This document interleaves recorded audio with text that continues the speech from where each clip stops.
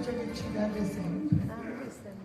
Vi aspetto alla prossima con tanto affetto. Un bacio. Allora, prima dei ringraziamenti vogliamo fare gli auguri a una nostra componente della compagnia che compie gli anni oggi. Non c'è cosa migliore di festeggiare un compleanno in palcoscenico.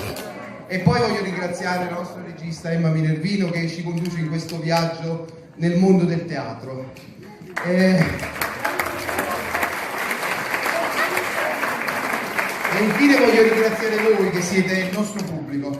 Vedere questo teatro pieno per 2 sere veramente ci riempie di orgoglio e di soddisfazione. Perché vedete, quando si mette in scena uno spettacolo come quello di questa sera, un po' lo si realizza per divertirci e mai per dimostrare, ma soprattutto, oltre che per l'amore per il teatro, ma soprattutto per divertire voi che siete il nostro pubblico.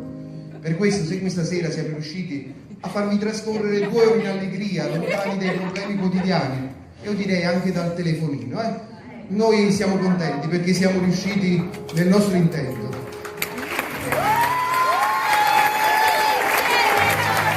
Il mio ruolo di questa sera è stato quello di aver fatto un po' il giullare, sperando di avervi fatto divertire.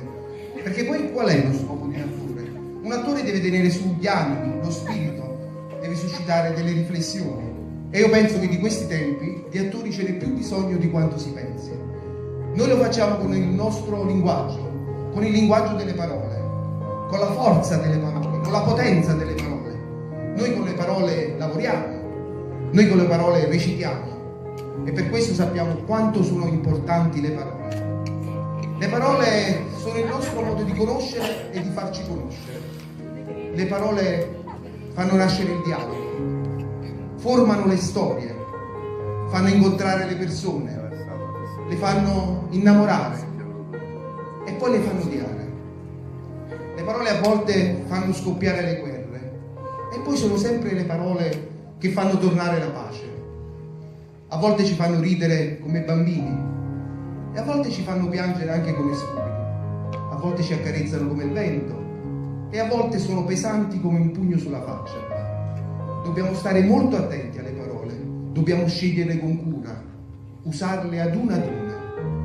E quando le parole non ci sono, perché non ci possono essere, perché o parliamo lingue differenti o perché non parliamo, allora ci sono altri modi per comunicare, per sentirci vicini. Ci sono i gesti, i sorrisi, le mani. E allora usiamole queste mani stasera e facciamo un grosso applauso a tutte quelle compagnie amatoriali che fanno teatro come noi e che contribuiscono a portare un po' di cultura nella propria città, perché le parole sono come i mattoni, più parole si hanno a disposizione e più grande è la casa che possiamo costruire. Grazie a tutti, alla prossima, buonasera.